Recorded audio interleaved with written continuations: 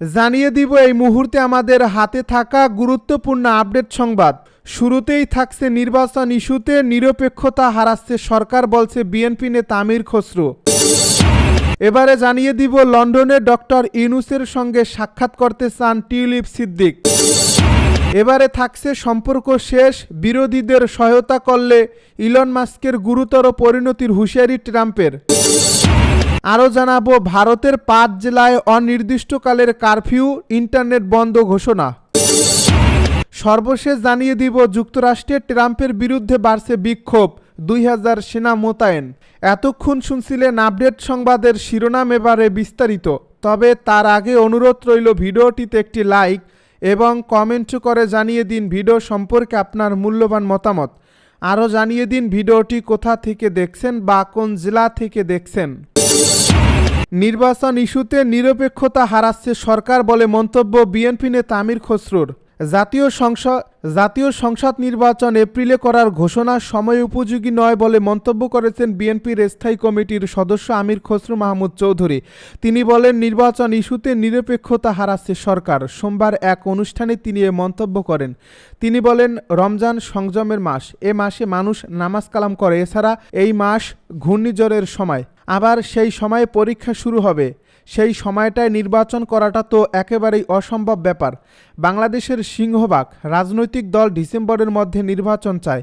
ডিসেম্বরের পরে যাওয়ার কোনো যুক্তি নেই। সেপ্টেম্বরে বা অগাস্টের দিকেও করা যেতে পারে। আমির খসরু বলেন, এপ্রিলে নির্বাচনের সময়টা একেবারেই অযৌক্তিক এবং এটা কাদের স্বার্থে সেই প্রশ্ন এসে গেছে। আর এই লোকগুলোর স্বার্থ যদি অক্ষুণ্ণ থেকে যায় তবে আগামী নির্বাচন এই সরকারের অধীনে সুষ্ঠু হবে কিনা তা নিয়ে প্রশ্ন থেকে যায়। লন্ডনে ডক্টর ইউনূসের সঙ্গে সাক্ষাৎ করতে চান টিউলিপ সিদ্দিক। বাংলাদেশের অন্তর্বর্তীকালীন সরকারের প্রধান উপদেষ্টা ডক্টর মুহাম্মদ ইউনূসের সঙ্গে লন্ডনে সাক্ষাৎ করার জন্য অনুরোধ জানিয়েছেন যুক্তরাজ্যের সাবেক সিটি মিনিস্টার ও ব্রিটিশ এমপি টিউলিপ সিদ্দিক। রোববার ব্রিটিশ দৈনিক দ্য গার্ডিয়ান জানায়, এ বিষয়ে ডক্টর ইউনূসকে চিঠি দিয়েছেন টিউলিপ। এ চিঠিতে টিউলিপ সিদ্দিক লিখেছেন, বাংলাদেশ দুর্নীতি দমন কমিশনের দায়ের করা রাজনৈতিক উদ্দেশ্য প্রণোদিত অভিযোগ এবং তা ঘিরে তৈরি হওয়া ভুল বোঝাবুঝি দূর করতেই তিনি এ বৈঠক চান।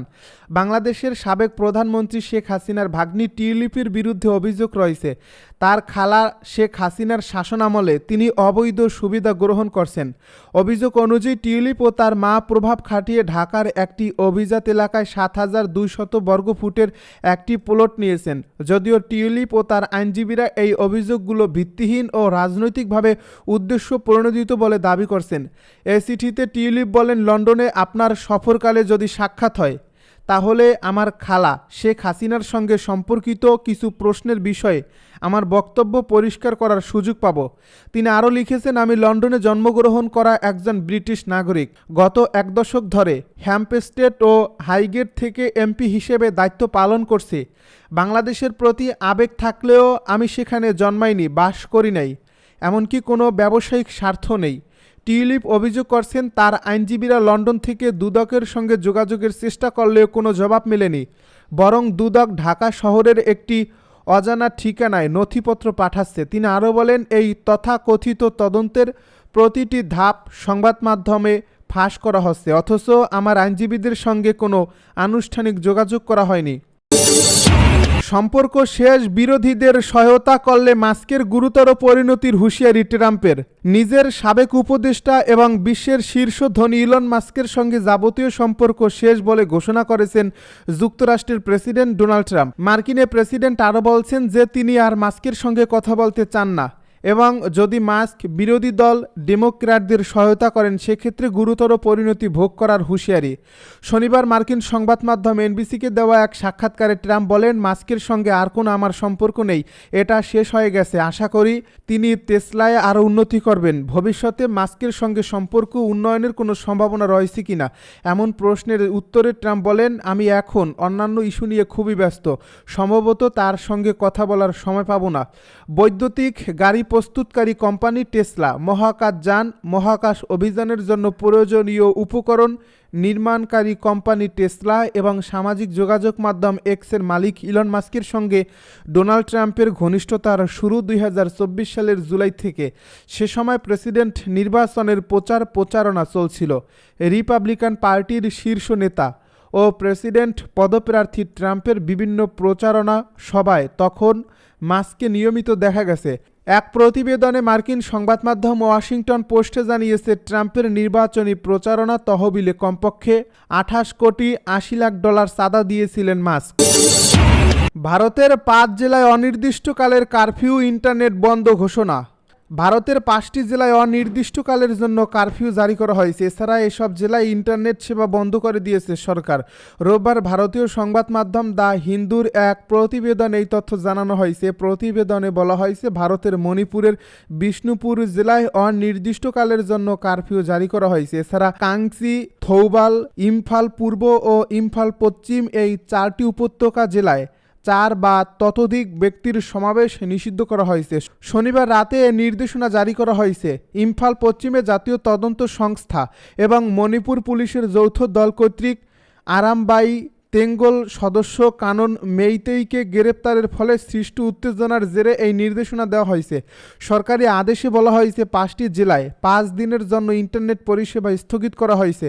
পুলিশের এক কর্মকর্তা জানান, এটির সেনাপ্রধান বলে পরিচিত কানন মেইতেইকে শনিবার রাত 9টা 40 মিনিটে এনআইএ গ্রেপ্তার করে। গ্রেপ্তারের পরপর শত শত মানুষ রাস্তায় নেমে পুলিশের কনভয় আটকানোর চেষ্টা করে এবং তাকে হেফাজত থেকে ছিনিয়ে নিতে চায়। ঘটনাটি ইম্ফল পশ্চিমের কোয়াকিথেল এলাকার কাছে ঘটে। এ সময় জনতাকে ছত্রভঙ্গ করতে পুলিশ গুলি চালায়।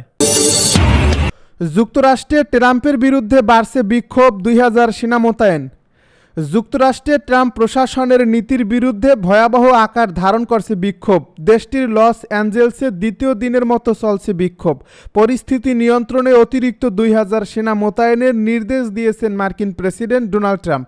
রোববার ভারতীয় সংবাদ মাধ্যম আনন্দবাজারের এক প্রতিবেদনে এই তথ্য জানানো হয়েছে। প্রতিবেদনে বলা হয়েছে, ক্যালিফোর্নিয়ার লস অ্যাঞ্জেলসে ক্রমেই বিক্ষোভ বাড়ছে। ট্রাম্পের অভিবাসন নীতির বিরুদ্ধে শহরে শত শত মানুষ রাস্তায় নেমে এসেছেন।